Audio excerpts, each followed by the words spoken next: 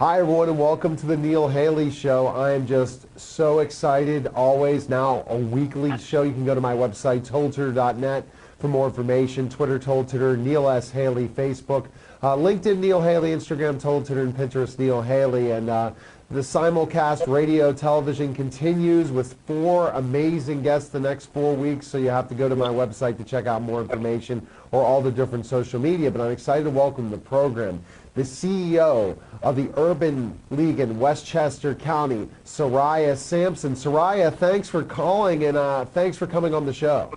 Well, I thank you for having me. I really appreciate the opportunity to speak to you. Oh, we're excited to have you on the show today and really kind of get involved and learn about who you are, because of being involved with the Urban League, there's so much involved, especially in Westchester County. It's out in the New York, the state of New York area, and there's so much to do. But we want to learn a little bit about your story. So tell us a little bit of your background. Did you grow up in Westchester when you?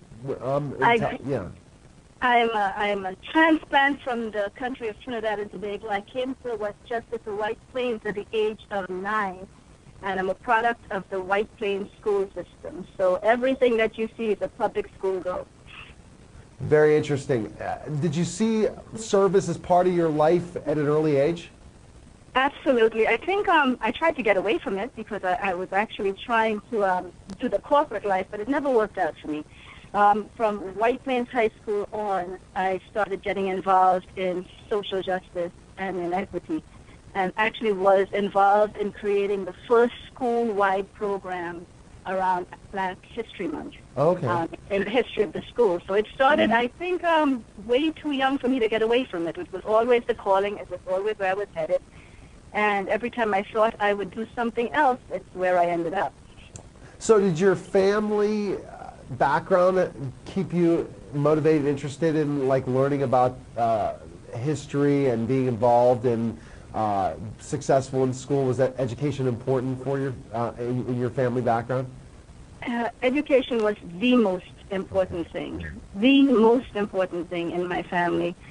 For us, we came to America for an opportunity for the education and for the ability to, to grow, coming from a small island. It was always the ability to accept others that I learned from my family, and to try to work with everyone that I learned from my family. So it's been with me forever. History is important because we never shied away from looking at the news, from listening to politicians. My kids are the same way, they're history buffs. Okay, great. So that's fantastic. So at an early age you did that, and your focus continued to when you graduated from high school. And is that pretty much how you knew, okay, where I'm going to go to college and stuff, and what I'm going to major in based on what you're experiencing in high school and stuff? Actually, my major in high school was economics and business management, which helps me here because one of the most important things is knowing what to ask for. And when you work for the community, you need to know what to ask for. Exactly. When I was in college is when I thought I would be doing something different than what I'm doing. And I ended up working for the Long Island Coalition, Minority AIDS Coalition, and I was the founding executive director. At that point in time, every time I tried to turn, it came back to social justice, it came back to disparities, and it came back to service. So I stopped fighting it after a while. So involved in, you said, so you majored, you said, in economics in college then, correct? Economics and management in college. Yeah, economics and management in college. So what were you planning on doing? See, that's the interesting thing about education. We never know what happens in that, yeah. I was planning on making money and working in corporate America. That was my goal. That's what I thought was my goal, but I think what you think you want to do and what your calling is are two different things sometimes, and sometimes I agree. You have to give it up to what the calling is. I mean, you look at, a lot of times you see other people and say, oh, that's what I want to do. And then somehow, in my beliefs, Sorraya, and my faith brought me to where I am today. And saying, oh, I'm still working with kids, yet when I was younger, I wanted to be an athlete, and then now all these things are mixing together, and it's just strange where you end up. But you said you wanted to make money, be involved in finance, but let's kind of talk about service, first of all. What kind of brought you back to that all the time? Even in college, it said, oh my gosh, I'm going in this area, in this direction. Were there any experiences in college that brought you to that point? I think it was actually the seed that was planted in high school. The fact that I was always called upon to serve in every racially diverse committee. I was always the voice that was picked. And I think part of it is because I sort of looked non-threatening, and folks may have placed me there thinking that I would be. I was always placed on the Committee for Diversity everywhere I went. And I also was never afraid to speak for what I saw. But I was also, I think, maybe at that point a little too naive to understand that maybe I should have been afraid because other people were, but I never was, because I really didn't do it other than for the fact that it needed to be done. And so what college did you attend? I forgot if you... Yeah. Stony Brook University on Long Island. In Long Island. Okay, so in Long Island. So did you kind of look at the cornerstone of New York City, Long Island, all those different places, and seeing how much, could you talk about the social justice portion of it? You know, you go in this major, you're looking, hey, maybe I'm going to work on Wall Street, maybe I'm going to do something like that. So when you were in those experiences, did you just see society and say, I think I have something else I want to do? Because, I mean, that's where I'm painting that picture to figure out someone in finance and economics and saying, okay, now I want to make the complete shift. It is not a complete shift, because even when you do good work, you have to keep an organization going. I learned early on that you can actually make a living, use your career, use your skills, and make a difference. I also really I knew someone when I was in college, my first year of college, who was HIV positive. Oh, wow. And that was 25, 26 years ago when we were beginning that struggle. Yes. So it was an easy leap for me to leave college and to choose the internship that I chose for my graduate degree in the field of HIV, because it was personal at that point. I knew someone, I saw the treatment, I understood it. And at that point in time, that was just a very easy decision for me. It seems like in a lot of ways your experiences draw you closer, saying what you used in college you're doing today, because you can't be a president of an organization or a CEO and not be able to manage finances, be understanding what a budget is, understanding how leading a meeting. So a lot of your experience in college you still utilize today, and I'm glad you brought that up, because a lot of times we paint a poor picture for non-profs in so many ways, that, you know, the people that run them, you know, why didn't they work on Wall Street? You know what I mean? You know what I mean, Sorraya? So basically, that's not the case at all. It's basically you're seeing a cause, something that's very, very important to you, but yet they still need someone as knowledgeable and a great leader to be able to do that. And that's what we're talking about in the second segment. So from that experience, once you got involved in this, did they see someone as strength in you for sure once you got into your first job? Because they said, oh my, you really understand the ins and outs of finance and how to run things, but also you have this dedication, and that's so important. Well, I think they did, and I'm glad that I stayed, and I am happy to get up every day to come to work. I love my job. I love the work that I do, and I sleep well at night with the work that I do, because I know every day I come to work, the people around me, the people that work for the Urban League of Westchester, they are happy to be here too, because we're all making a difference.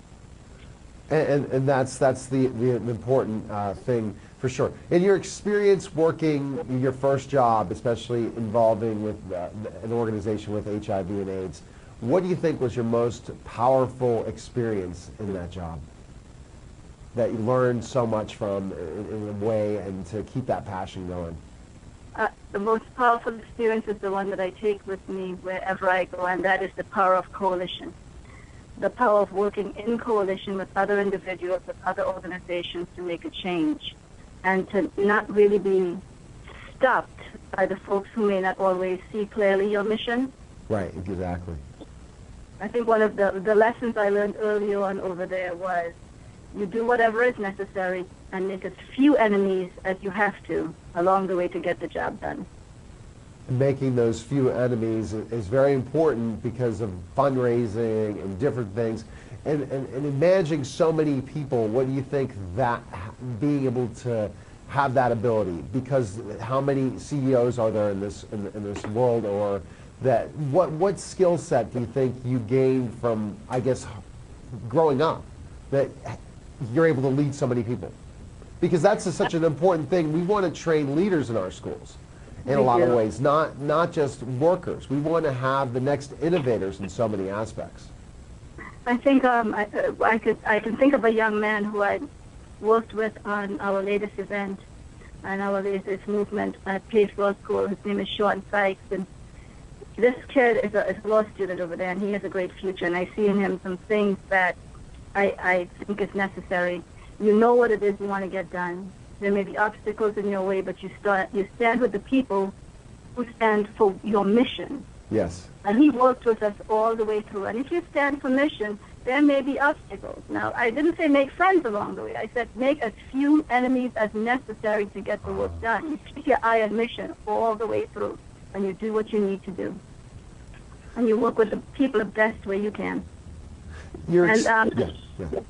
I'm sorry about that. That's okay. I'm just saying the folks around me, they believe in mission. Right. And so it's easy, easy most of the time. It's guiding the way. And that's important. So the people that you hire for your organization, you look at people that have your same ideals, correct? That you want to work with on a daily basis, that are helping in your whole mission with the organization, correct? Absolutely. I try to hire based on the ability to work with individuals, to be people with skills, and as long as someone has the ability to learn, as long as they're visioning the same way you're visioning, you can train them. If they have the capacity to learn, you can train skills. You can train somebody's mindset, their compassion for their community, or their willingness to serve. They come in with that. So key. If you're not able to find those right people to surround yourself with in an organization, you're going to fail in your mission, and then you're not going to stay in that job for a long period of time at all. So it teaches an important, a leader is, as remember I told you about your dedication to service as one of my questions. To be a great leader is to be a servant and to serve others and not just expect others to do everything for you. So Sorraya, when we get back, I want to go into some of the points of the Urban League. I have one question about your experiences in White Plains High School, especially with working with that advocacy, about having that real passion about helping kids, and how that really relates to your time now in the Urban League and what you're doing in Westchester County and what the Urban League's about, because some people don't understand exactly the organization. So we get back, you're watching the Neil Haley Show, and we'll be back in just a moment.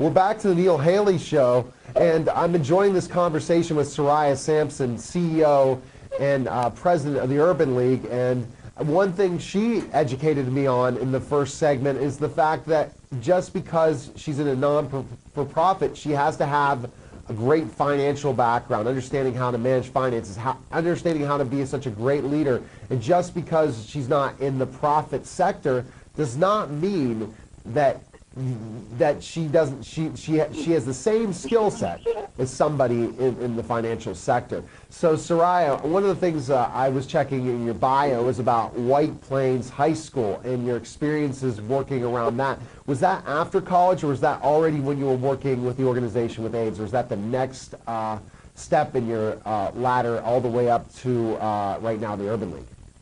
Oh, the White Plains High School was while I was a student, so Oh, I wow. was Okay. 16 years old. After that, in college, is when I began my work in AIDS. On a graduate level is when I began to work with the coalition, the Long Island Minority AIDS Coalition, and began working with that population. And what do you see with the kids that they're lacking? Especially, I'm sure you're always constantly understanding what's happening in our public education system right now as a huge advocate for public education. And some of the things that are the poorest of the poor are not able to accomplish because of resources, different things. What did you learn in that experience? Working with kids now more so than working with kids then, because right now at the League we're also servicing all of the homeless students living in the shelter facility. We provide their case management services and their advocacy for them. Working with kids in general, what you learn is that you need to guide help them guide with their star, help them see the star in front of them.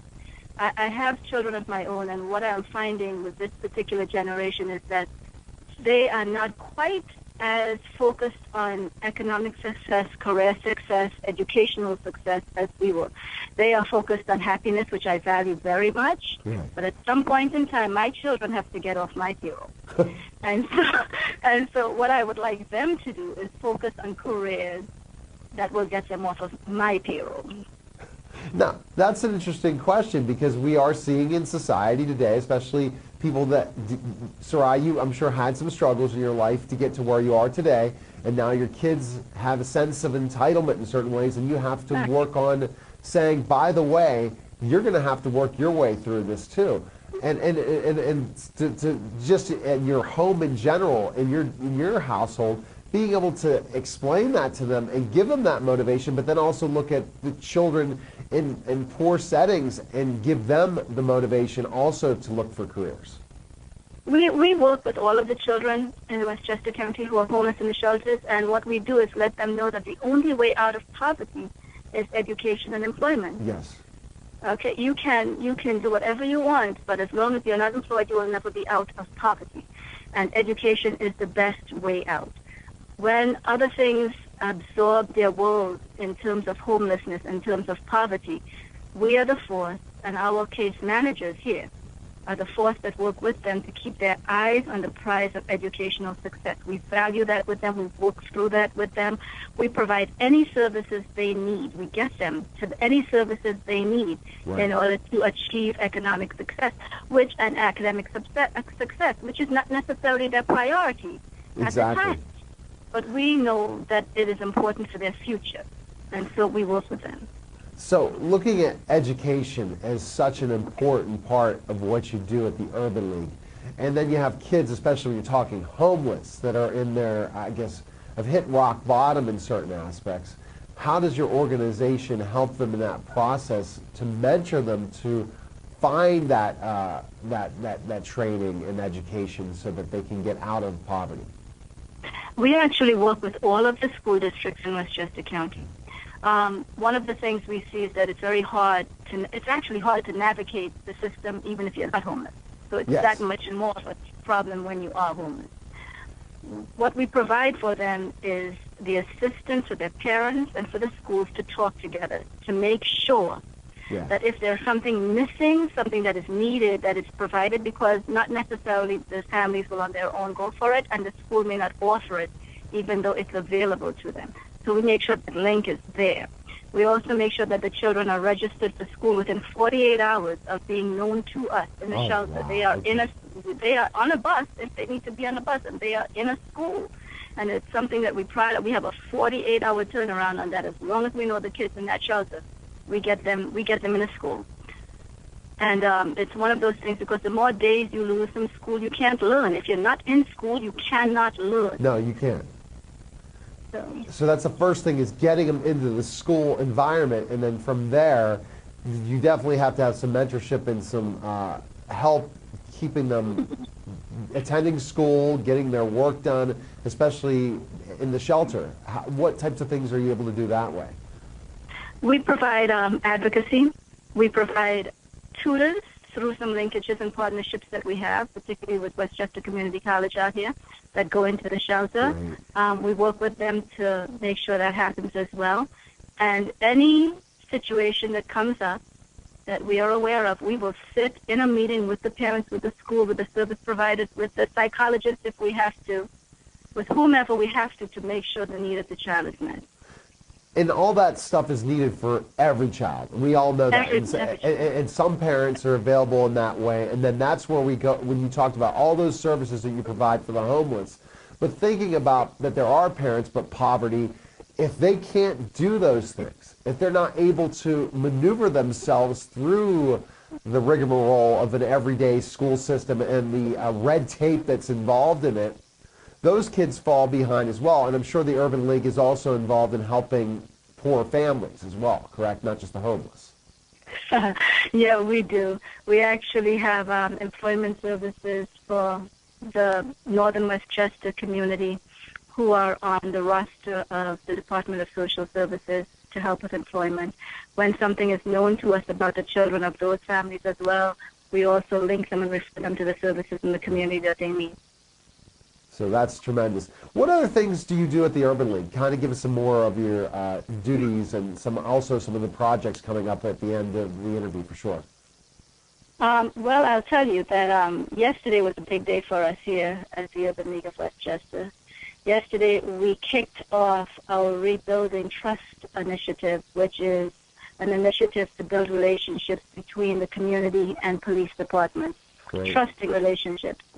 And that was one of those awe-inspiring moments that we had, where we brought together police representatives from some of our larger communities and leadership from around the country, Right. learned people from around the country, so that they could share knowledge and share information and begin to talk to each other instead of about each other. We are a group of people who like to talk about things but never really talk to each other. Exactly. And we were able to facilitate that dialogue with just an amazing, amazing group of people yesterday. And I think that's going to be where our biggest initiative as we move forward will be, because the last thing we need is rioting on our streets. And if we start talking before something else goes wrong, because things have gone wrong. Yes, especially lately in the system, what's happening. Exactly. You want to make sure that the police is getting along with the organizations. Everyone together is working as a unit for sure. And we, as I said, the strength is in coalition. And we have about 30 organizations that we've been working with to design the forum, to design the initiative, and to move forward. So we are definitely building our coalition, building our faith-based coalition, building our sororities, fraternities, our civil liberties union, everyone in the community. We've brought in segments from all over the place to work with us. And they are committed to working forward, and so are some of the police departments that we're working with. And we need a starting point, and I'm grateful for it. So, Sorraya, your hope is that nothing like what happened in Missouri ever happens in Westchester. So you're preparing yourself. And you know that it can, especially with the buildup and to get the police department, as you said, a coalition together, knowing that they're all in it for the community, and that the community has this great relationship will always have dialogue, then we won't have a situation like in Missouri. Hopefully. Well, yeah. Hopefully we won't. It is as easy as a match on dry grass to have what happened in Ferguson, Missouri, happen anywhere in this country. It really is. And in order to preempt, not necessarily, because you'll always have something. There's always the potential for a police officer, a corrupt police officer, a bad police officer, a poorly trained police officer to have an incident. What you need to preempt is this rioting on the streets. What you need to be able to prevent is that. And as we work towards that, hopefully train officers, hopefully get that relationship going, hopefully know the rules and regs, maybe even get body cameras on everybody. That would be good.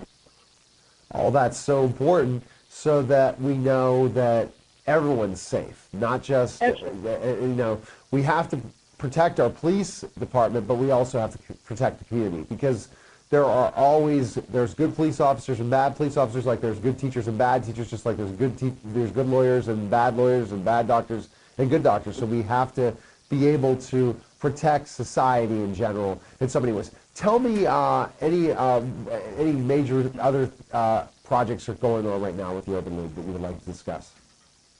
Well, right now we're also providing employment services. I think most people, the economy has recovered for most, not quite as well for the communities of color.